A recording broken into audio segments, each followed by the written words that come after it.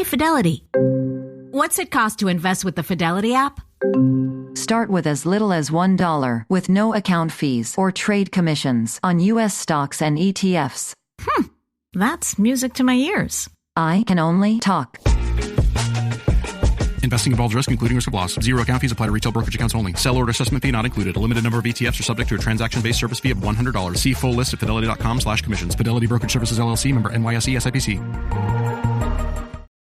So good, so good, so good. Great brands, great prices. Everyone's got a reason to rack. Because they have framed jeans. Nike? Yes. Just so many good brands. Vince, Kurt Geiger London, Rag & Bone, and more are at Nordstrom Rack stores now.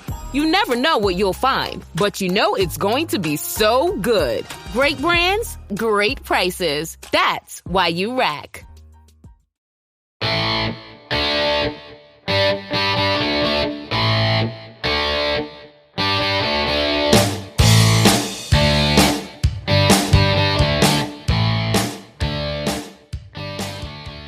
You're asking someone that's never had to redline it to go catch that guy coming off that edge. Your quarterback's in trouble. Again, they've got to learn how to turn those limbs over. And if you look at frequency numbers, that's how many times you turn a limb over in a set amount of time. That you've got to run fast in order to do that. You've got to redline it. You've got to step out and be an athlete. Sprinting is being an athlete. Welcome to this episode of Sprint-Based Football, presented by Titan GPS. Founded and based in Texas, Titan GPS is your key to sprint-based football success. Designed specifically for high school football, Titan tracks the metrics that matter, like top speed, explosive acceleration, and even the powerful truck stick, speed times weight, for the ultimate performance insight. Whether it's optimizing practice, spotlighting players with 3D highlights, or giving recruiters verified in-game stats, Titan delivers. And with no minimums to get started, Titan walks you through every step. Message them on X at Titan Sensor to learn more. Titan GPS, performance measured, potential unlocked.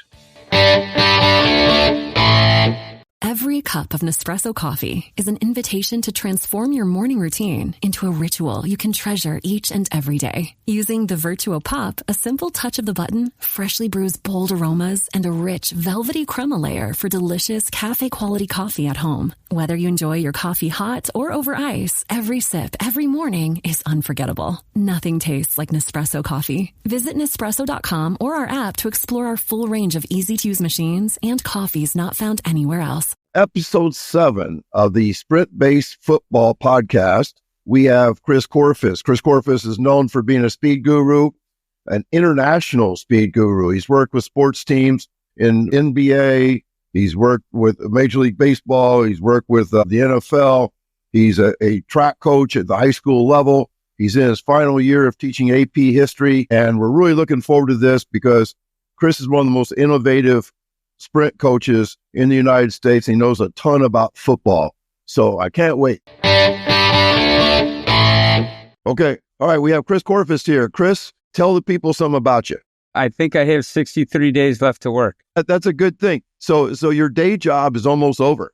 My day job is almost over. So that's 33 years you got in? 33 in. So this is an interesting football podcast because you have not coached football for a long time.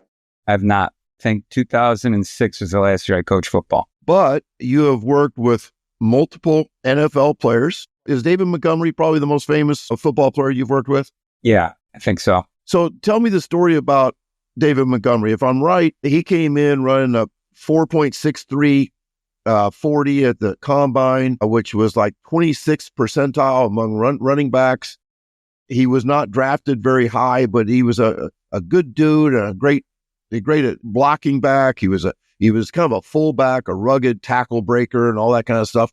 But after 2 years, he came to you to get faster. And what was that process like? Well, I think first of all, he ran 4.7, high 4.7. And I think he was a 2-time Doak winner running back. He was, I think he ran for 5,000, 6,000 yards in college. He could hit you, but he could make you miss too. And I think what dropped him, I think he went in the 4th round. I think he dropped a lot of rounds because of his 40 time. he came with a guy that I trained since high school, and they were roommates, both rookies for the Bears, and they were roommates. And Thomas said, why don't you come check out my high school coach? And I didn't know much about anything. He just showed up. And then we started working. I filmed him running. I had him pull on the 1080. I showed him what we needed to work on and gave him concrete data points and what we're looking for and how we're going to work for it. And I think that's what he wanted, because I think what he had in the past was a cookie cutter. Everyone shows up at the prep guy for the combine, and everyone did kind of the same thing. And I gave him a very specific path that we could follow. If I'm right, I believe he progressed over the summer from like 20.9 miles an hour to 22.1.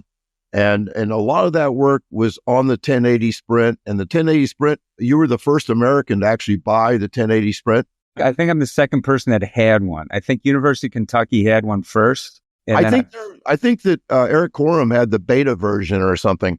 Yeah. I think you may have had the first, finished product. And can you tell people about the 1080? It's a unique machine, and it's got 100 meters of cable, really thin cable. It's not like a thick rope, but it's really sturdy, and it measures every step that you take. So whether you're running away from me or running toward me, I can measure every step, and then I can put load in either direction. So I can see where you break down, like at what load do you break down? And maybe we should work on that load to develop more power. And then gives you all kinds of outputs like force per kilogram, power per kilogram, a diminishing rate of force, all kinds of different numbers that you can use to assess where there is a hole in your athlete in their running. And then you have to kind of figure out how to attack that problem after you've identified that information. At the time, I think it was about $20,000, and now it's dropped down, I think, $16,500 or something. So it's something that most high schools can't afford. But what percentage of NFL teams have 1080s? I think that number's going up. All the teams that I've worked with have a bunch, but I think just about everyone in the NFL I don't know for sure. I just know that people call me and ask me questions about it, and from different NFL teams. And it can be a short conversation or it can be an extensive conversation, but basically they've got it. Now, what do we do? And, I try to guide them in the right direction on how to most effectively use something like that, because it can be overwhelming. There's a lot of data that comes in. I don't think you want to get anyone hurt. And I think a lot of people are afraid that something like that can get you hurt, which I haven't seen it happen yet. So I think it's moving, because I think what coaches are realizing that maybe some of the stuff in the weight room isn't as effective at developing speed as actually working on speed. And then if you can quantify something, well, we know what happens when you quantify something. I mean, that's kind of everything, right? And it can be an overspeed or a resistance machine. What I like about it is that it can be dialed down to be a very light resistance or a very light pull. Yes, it can be very subtle. Yeah, it's very unlike the old bungee cords that we used like 30 years ago. Yeah, it's nothing like that at all, because the tension is constant, and there's a huge motor inside that limits and makes it very consistent throughout the entire run. Even like a run rocket changes resistance as you go out, even though the setting doesn't change on the actual machine. So the run rocket gets lighter as you go further, just because the way the mechanism is designed. But with a 1080, you can make it pretty consistent. But you can also change the settings where when you hit a certain speed, you can drop it to a different level. So that's a variable where if I want to really work on someone's first two steps, it's got to be super heavy. And so when they hit a certain speed, let's say 3 meters a second at that heavy weight, which they wouldn't probably be more like 2 meters a second, then I can dial it back to something much lighter at a certain speed. So I can actually program different settings at different speeds. So if I see that you've got 2 bumps in your acceleration, I can set my machine up to make the resistance different at each bump. So you're not wasting time with just a constant run out, because at each step, you're at a different velocity. And I want to make sure that setting is for that step. So I remember saying when you bought it, 2015, I believe it was. So you've had it for 10 years. I think I told you it'll take you 5 years to figure out all the data. And yeah, what are the biggest things? Is there a couple real simple things you've learned by using the 1080 that you would not have learned otherwise? Yeah, it's kind of not a traditional weight room thing, because I think there's just certain thresholds that you have to make. For example, if you're going to get your mass out in front where you're actually accelerating instead of having a braking moment, your first step has to be at least 3 meters a second. if you're not at 3 meters a second, you are now behind. And instead of accelerating, there will be a longer deceleration moment. Second step, 4 meters a second be great. And I think your truly elite athletes are hitting 6 meters a second by their third step, which is really cooking. And I've got all kinds of different athletes from all different walks of life. And I think both the NFL teams I'm working with, we are looking to see how many athletes we can get to 6 meters a second by the third step. And then once you're at that point, can we be that fast in any direction? So with all the work you've done consulting, I know the Jaguars have had you in. Houston has, I believe you did some work with the Lions over the summer. Do you see yourself possibly after your teaching career is over in how many days again? I forgot, 63. 63 days. So do you see yourself? How I know that? Because I have 63 jelly beans in a jar. And after every school day, I eat a jelly bean. There you go. So do you see yourself actually working in the NFL someday? I don't know. There's different people asking different questions and asking, positioning for that. But maybe.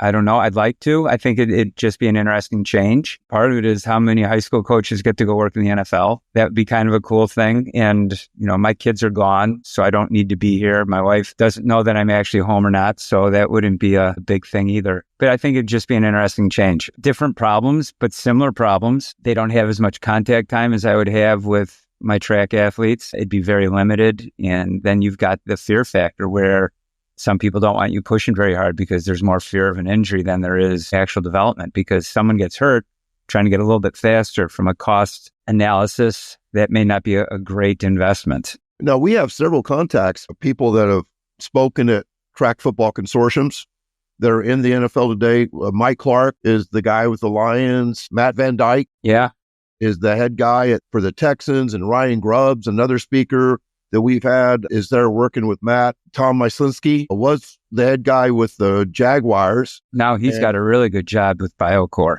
Okay. That's the job I want. What is that? He just has, BioCore is a company, they're the ones that have all the cameras in all the NFL stadiums. I think they have 36 cameras in every stadium, and they measure every player. So they've got all kinds of data per player, and then they can see where people are breaking down per play. And you can see injuries and you can see what's actually going on. And I think that would be more of a neutral point where you don't have the pressure on a team, where you can kind of sit back a little bit more. I don't know. Milo's half-heartedly joked about it, but I'll take either one. I'm just trying to make more money to buy more guitars. How many guitars do you have? My wife's in the other room, so I don't want to be too loud, but it's more than a lot. Okay. Got it.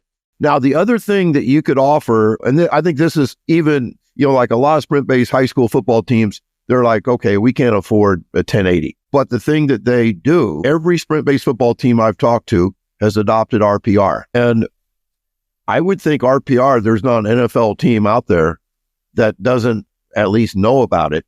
And several teams actually practice it on a regular basis. That would be something you could bring to a team as well. It would be. I'm pretty good at it. I've been doing it a long time. I have a pretty good, I wouldn't call it kinesiology, or what did my brother call it? Some kind of applied. He said I'm really good at applying things that most people see in a 2D, like a cadaver. You look at the muscles and you see them lay there and you kind of make assumptions about how the muscle works. But I think I'm good at knowing how it works and working backwards from that and seeing bigger pictures, understanding how the body works on a bigger scale. Like, I think one interesting thing that I've come across lately is I'm reading about obliques and stuff like that. A guy came across and said, in performance, we spend all this time about our torso moving stuff, like our torso muscles moving stuff and twisting and how important that is. But they said, the real purpose of your abdominal muscles is to keep your organs in place. So when you run, they don't bounce around, because organs don't do bouncing very well. And then all of a sudden, he just kind of switched the whole way to look at things, like, maybe muscles are here to keep things in place. And I think another interesting one is what muscles work at different speeds when you run. When you jog, it's a very quad dominant, bouncy thing. But once you get up to speed, all of a sudden those lateral muscles just hold the knee in place, while the rec fem and the long head of the bicep femoris are the ones that are actually doing all the moving. So again, it gets into this realm of what are we actually looking to do here, where in the weight room we generalize and say quads. Well, which quad? There are 4 different guys that do 4 different things, or hamstrings. Well, they're really different. And what are we training for? Are we training to be good at 6 meters a second? Are we training to be good at 10 meters a second? Because muscles do different things at different speeds. And I think that's something that we forget, even in different positions. If I'm sitting here and I'm running straight ahead, there's certain muscles that are making me do this. But all of a sudden, if I twist like this and I start to sprint, there's different muscles doing that. But what we do in the weight room is everything square perfectly. Well, most of the time it's crappy posture with most high school kids. But we forget that this is a different exercise than this. Yes. And then you wind that back and you go, well, where do most hamstring injuries actually happen when you're playing football? And it's when your torso is off your hips. So how often are we training our hamstrings with our torso off our hips? Right. And it's interesting. I guess it was just last week, a few days ago, I brought you a terrific hurdler that I have named Jack Davis, and he had strained a hamstring in one of those situations you're talking about where he was on a curve. And by the way, he was 100% fine the next day after you worked on him. Still didn't run him, did you?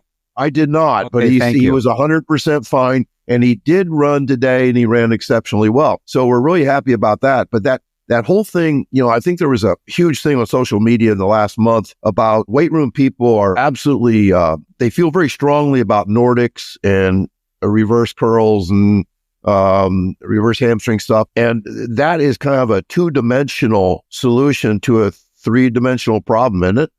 Yeah, I think it's a great attempt to deal with why we think injury happens. But I think there's so many variations that can happen when you perform the exercise. Just having your foot placed in a different position is going to have a huge impact on what muscles are working. I think someone came out with some pretty strong research, or they were talking about it's really the short head of the bicep femoris that's doing the work in a Nordic, which is a monarticulate muscle, whereas the long head is biarticulate. So therefore, it may have some carryover and some protection, but it's not the best way. But again, people who designed it and people who've invested a lot of money in it and they've used it for however many years, that becomes their thing. And it's hard to get rid of something that you've anchored your career on. And it's hard to swallow and say, maybe this isn't the best thing. Maybe we've been down a wrong path. And I think I don't have a problem saying that. I don't care. I'll change in a heartbeat. You know that. If I find something better, I'm going to go with something better. And I tried my best before. It's just I didn't learn enough, or I was too prideful or whatever to walk away, but I'm walking away. Yeah. The whole thing that I think people who work in the strength industry want to look at every injury as a strength problem, or like we've got to get something stronger. It's really their job. Yes. It is. And so it's hard not to think that way. But then like Boo Schexnayder came out and made a very kind of hyperbolic statement that nothing in the weight room that you do is going to bulletproof your hamstrings. It's all about sprinting and the specific nature of the frequency of contracting and relaxing and putting guys through the actual stuff that will eventually make your hamstrings stronger. Yeah. Now, I think from the standpoint of a strength coach, in that scenario, they're always the first to get blamed when something happens. Like there's someone running down the field and gets completely ear-holed and gets concussed. Coach, what have you been doing in the weight room to strengthen their neck? If he had a stronger neck, he wouldn't have gotten his head torn off. Well, that's not true at all. So I think from a job safety standpoint, they have to cover all their bases because they're always the first that gets their fingers pointed at. Where, what are you doing in the weight room to prevent the injury of your teracius meniscus, which completely muscle I just made up. But you've got to have something because the head coach is going to say, why are we paying you if you can't make that muscle strong? What have you done to help our game? And that's kind of what they have to do. I know some of the teams I'm with, they go through a pretty extensive warm-up to check off all the boxes for the possibility of someone blaming them for a groin injury or a hamstring injury or an ankle injury, so they can say, we did everything that we're supposed to do, but football and sprinting, those are tough games. It's not like swimming where there's nothing pressing on you or nothing against swimming. It's a difficult sport. But I think Cal said it the best was you're at Redline. A lot of bad things happen at Redline in a car, a boat, in a human being. I mean, look at a cheetah. Cheetah can go redline, but it takes 2.5 hours for the cheetah just to calm down before it can actually eat. Redline's hard. And in football, you're redline every 45. Football, of course, is a collision sport, but if you think about it, so is sprinting. Sure it is. It's not with the head, of course, but every step, when you're putting 5 body weights into the ground with no collapse, that is a collision that you must withstand. And I guess there's no collisions in swimming. And a crazy thing with that 2, 3, 4, 5, 6, 7, 8 times your body weight coming to the ground, it changes every stride. Every foot strike in a slightly different place has a different amount crashing down on your system. And your body has to constantly mitigate that, and then figure out what to do with it. That's in 3/100ths of a second. That's how much time it is to do that. And so you throw it in football. Okay, now you're going to look over your back shoulder and try and find the ball. And some assholes got their hands all over you while you're trying to sprint full speed and find this football. I mean, it's crazy. Yeah. And stuff happens at Redline. For sure. And there's going to be injuries with the best of practitioners. Yes. There's no way around it. I mean, even hockey's tough, but they glide on ice. And there's acceleration. I know there's contact. I know all about skating. Cal and I talk skating all the time, but it's different than a heel struck to decelerate. That's 8 times your body weight when you heel strike. All right. Now by my 2 steps later, I'm now to only 2.5% because I'm in acceleration mode and I'm kind of leaning off. I mean, it's incredible to think what the brain does that quickly with all those different variations. I mean, triple jumping, that's nuts. That second step where that heel hits, that's like 8 times your body weight. And you've got to try to rebound 8 times your body weight in one stride. It's incredible. Yeah, it's total violence. Yeah. It's I think I just won my taxes. Yeah? I just switched to H&R Block in about 1 minute. All I had to do was drag and drop last year's return into H&R Block, and bam, my information is automatically there. So I don't have to go digging around for all my old papers to switch? Nope.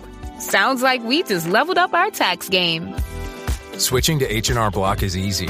Just drag and drop your last return. It's better with Block. This episode is brought to you by Progressive Insurance. Do you ever find yourself playing the budgeting game? Well, with the Name Your Price tool from Progressive, you can find options that fit your budget and potentially lower your bills. Try it at Progressive.com. Progressive Casualty Insurance Company and Affiliates. Price and coverage match limited by state law. Not available in all states.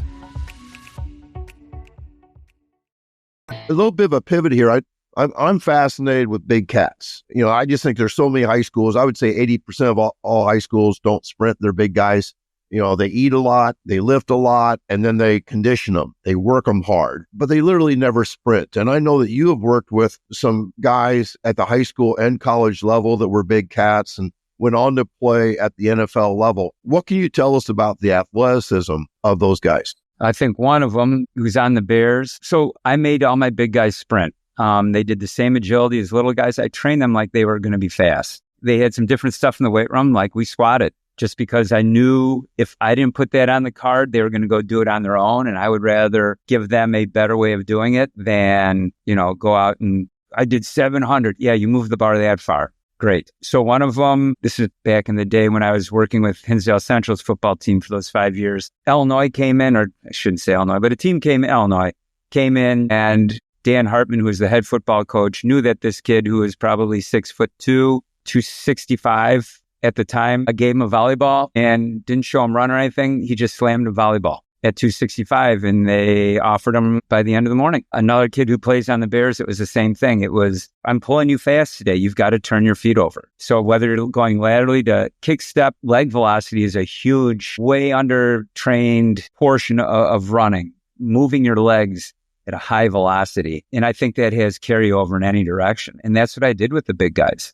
You got to turn your legs over. Don't be this big, lopey guy and then expect to go somewhere. You've got to turn your legs over. I had another guy who was playing for the Bears during COVID, and he was coming, and he went out and sprinted, and he looked like a sprinter. And he said, tackle. And I said, where'd you get that? He goes, well, I was really tall my freshman year in high school, so I was a high hurdler. And then sophomore year, I ran 15 flat as a sophomore. And then my coach said, well, if you really want to play football in college, you're going to have to gain a lot of weight. And he goes, then I gained a lot of weight and went to Michigan. He was an athlete. He could turn his legs over. And I think when that weight of the limb is intrinsic, meaning it's part of who you are, you're still going to have that neural drive. You know how to turn that limb over, even though it's heavier. And I think your body adapts to that by building muscles around your hips and to support that through your torso.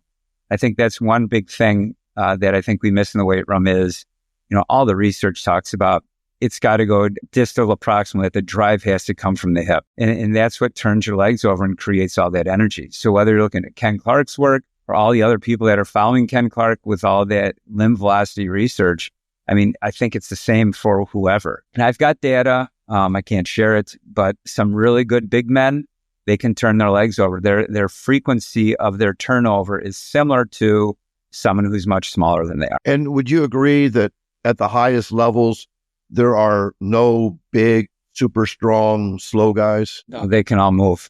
They can all move, right? All of them. All of them. You have to be a certain size to get your ticket punched. Yes. There are no 6'2" offensive tackles in the NFL. They're all 6'5", 320.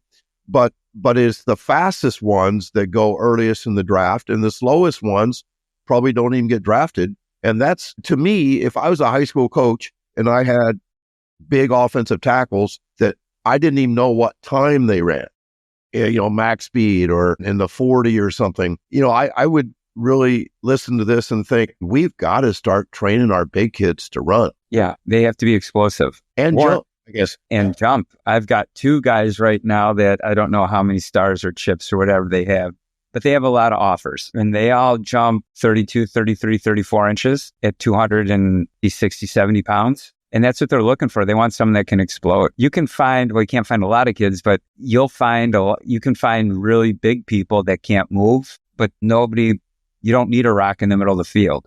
That rock's got to move. So yeah, I think they should be jumping. They should be a standing triple jump and stuff like that immediately. That's an awful lot of weight to be crashing down on that leg. But a lot of concentric movements, a lot of isometric movements, just to establish the ability to push either vertically or horizontally. What would you say to a coach to say, we only run because, an offensive tackle only, or a defense, they play within a 10-yard box or something. So we're only going to run 10s. And anyway, if we get them up to max speed, they might get hurt. What would you say to get that guy to think in a different way? So, okay, let's only run 10 and we're going to shut it down when we hit 11, right? So there's going to be a trajectory. And this is, again, me looking at thousands of data points on a 1080. If you're only going to make it to, 8 meters a second, that trajectory line is going to be that much lower. So really, for someone like that, I think there's a couple interesting ways to quantify that. I think it's your time to 60% of your max velocity. Okay, great. You're only going to go 10 meters, but still, how fast can you get to 60% then? In order to get there, you've got to redline it. You've got to learn you've got to be able to get your angles properly and then go hard. If you watch one of the Bozas or whoever coming off the edge, those guys come off really fast. And so you're asking, and some of them have wide receiver speed in their first 3 steps. You're asking someone that's never had to redline it to go catch that guy coming off that edge, your quarterback's in trouble.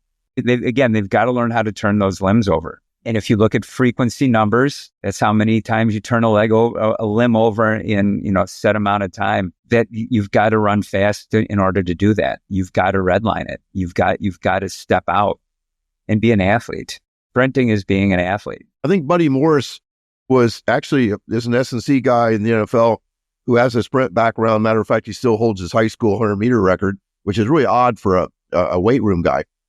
Says that he does, even though we're going to train, the cats a little bit different than the big cats, everybody's going to be exposed to max velocity training.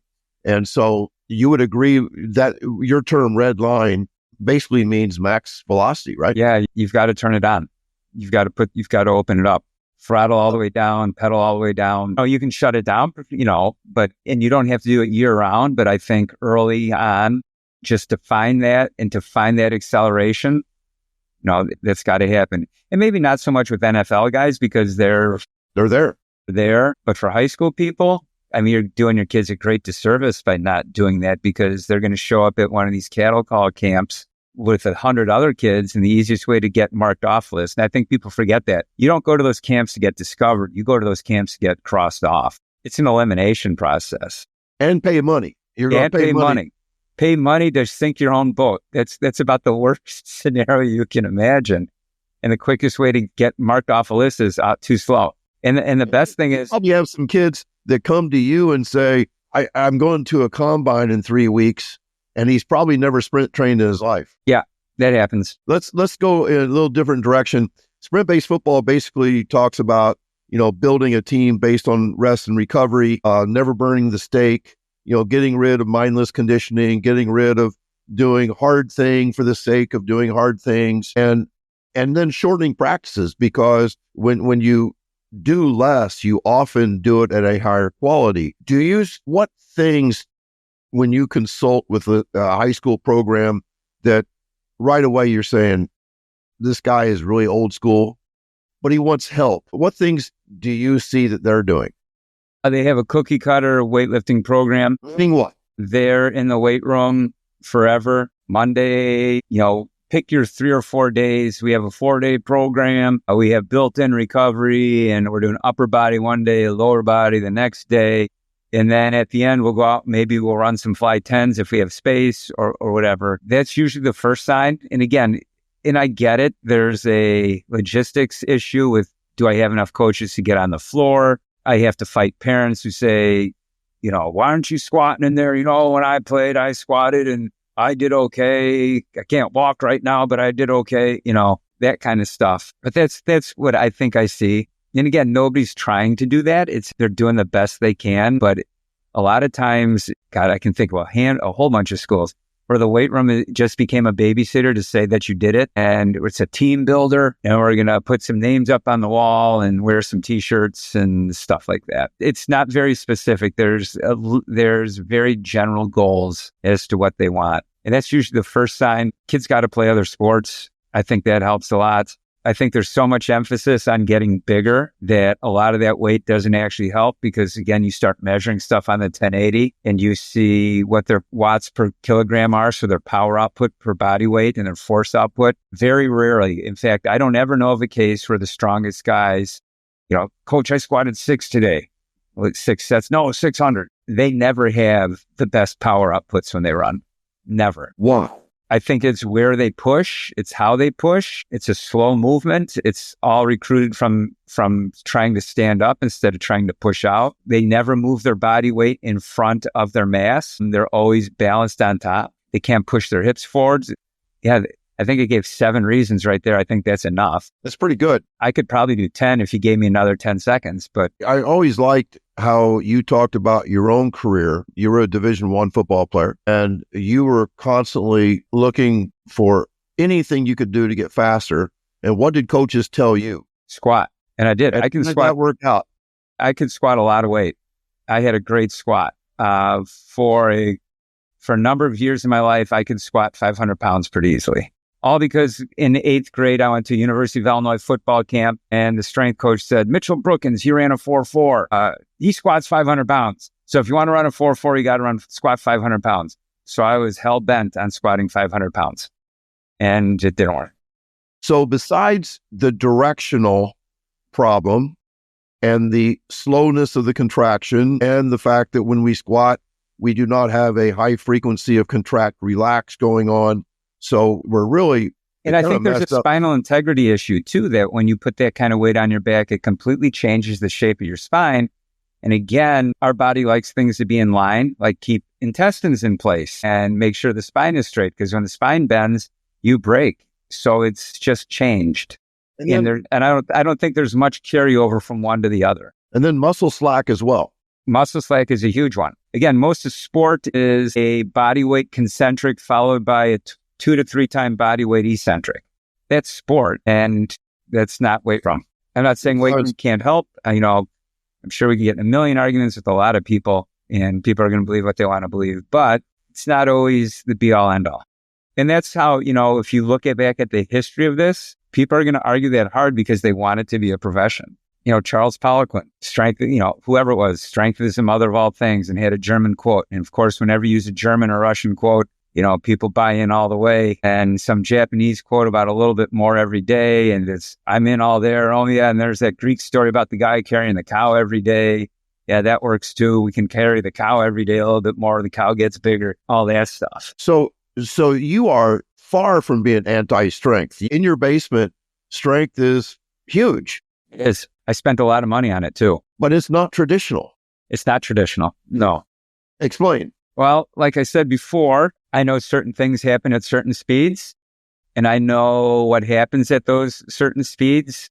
So like I said before, at top end speed, all the lateral muscles, because it's the thigh is really, anatomy is kind of cool because you've got muscles on all four quadrants, and their purpose is to keep everything straight and still.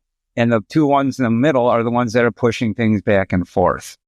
So really, I got to have a little bit of strength to hold things in place, enough, 2 times my body weight or 3 times my body weight, but that's easy to train. I want to see how powerful I can go back and forth this way. And so that's what I'm trying to develop. So that's going to be some hip flexors. That's going to be some hip extensors. For example, the kid that you said ran 6'9" as a sophomore, distal to proximal hamstring exercise where he is just pulling his leg. Am I on film or am I just making fingers to you?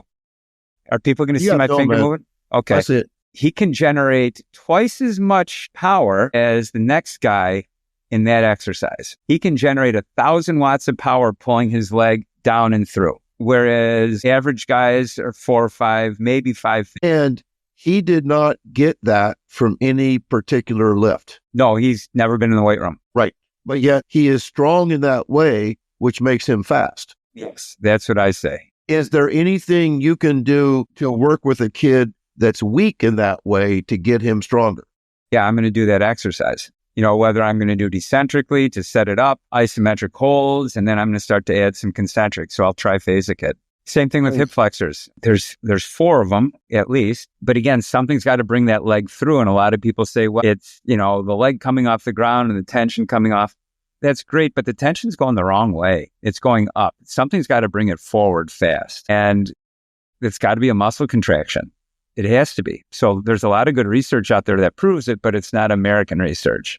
It's Japanese research. And some people don't like the Japanese and Chinese work. I don't discriminate in research, so I love it. I love the Chinese and Japanese stuff. I think because they aren't connected to the weight room. They're not connected to the strength journals that publish a lot of our research. They can do their own thing. Coaches, Titan GPS is the ultimate tool for football programs, including back-to-back Minnesota State champion Stewartville High School, a leader in sprint-based football. Built specifically for high school football, Titan tracks the metrics that matter: top speed, explosive acceleration, speed repeatability, and the game-changing truck stick. Titan's easy-to-use system delivers actionable insights at a glance, and their exceptional customer service ensures you're supported every step of the way. With built-in leaderboards to fuel competition and unmatched accountability, because the eye in the sky doesn't lie, champions trust Titan GPS, proudly made in the USA. Ready to join the best? Message them on X @TitanSensor today to get started. I think we're in agreement in track and field and in football both that many well-meaning coaches have extremely high volumes and they're not aware of the effect of those volumes come game day. And we could also talk as well about the length of warmups. I know we have talked before about how long warmups are before a game. What can you say about volumes and warmups pregame? I don't do it. Think about this. Okay. Let's say you have a handful. I got a jar of jelly beans. Okay. That's how much energy I have for the next 4 hours. Okay. So I'm going to go to practice. We're going to go get pumped up in the weight room, play Metallica or whoever while I'm getting taped up.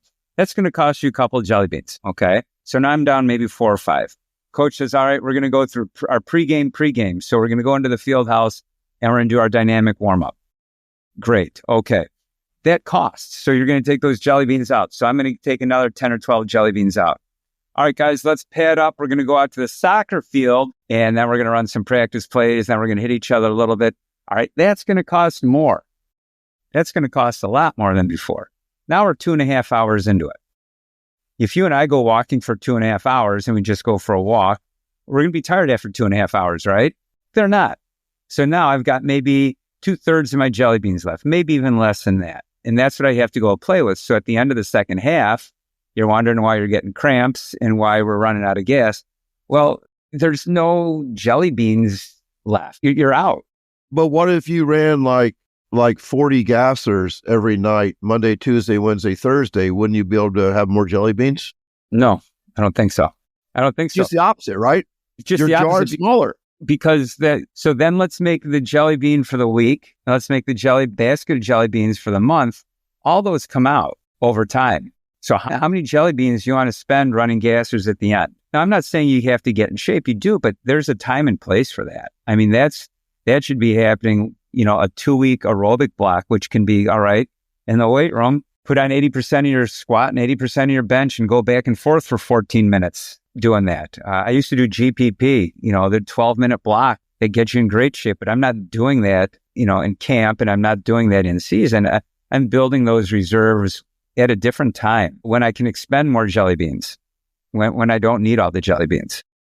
Remember one time, I remember it really well, I think it was 2016, Cal Dietz did a talk at Track Football Consortium on aerobic training, and I did a talk against aerobic training. But what we found out, or what I found out, was what Cal talked about as an aerobic block was not running 10 laps around the track.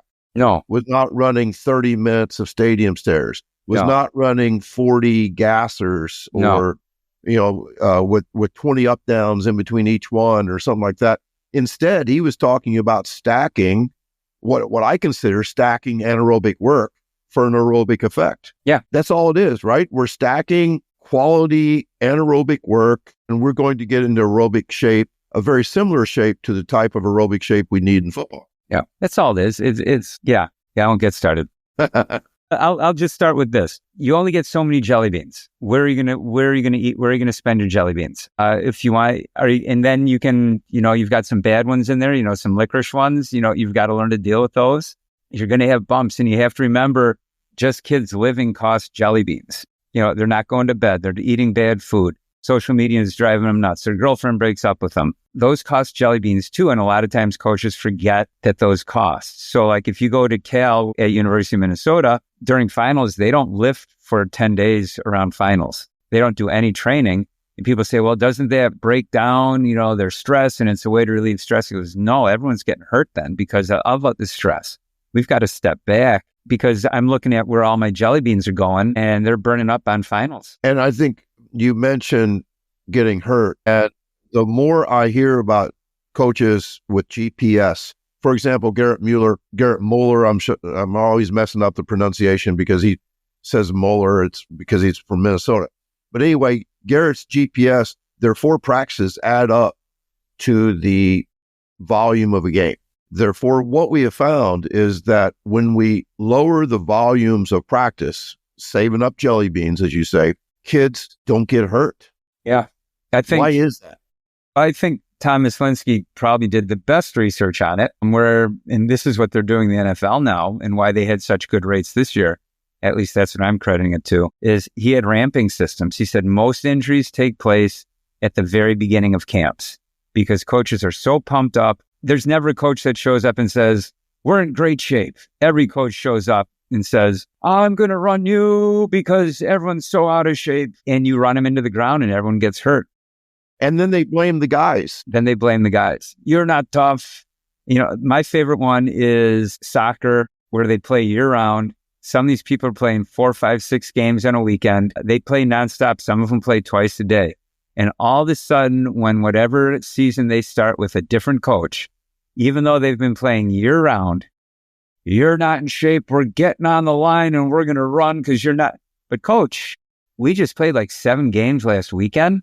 I think I'm in pretty good shape. No, don't tell me I know what in shape is. And I think for a lot of people, not a lot, it could possibly be that coaches use conditioning because they have nothing else to think about for practice. And they've got to kill a half an hour or 20 minutes. And then again, you don't want to be where the athletic director says, well, your kids look out of shape. ADs don't know anything. Parents are calling. I think that doing really hard work and then telling everybody that you work harder than everybody else is really a form of job security. It is. Because when you go 3-6 as a high school football coach, maybe you should have gone 6-3, but you go 3-6. There will be a lot of people that will give you the benefit of the doubt. They'll say, well, nobody works harder than those guys. Yeah. Now, if you go 6-3 with 90-minute practices and a short warm-up before a game, you maybe lost those 3 games because you didn't kill them. So it's this weird thing where, if you want to have a long career, maybe you should do really dumb things and get all your kids hurt. It could be.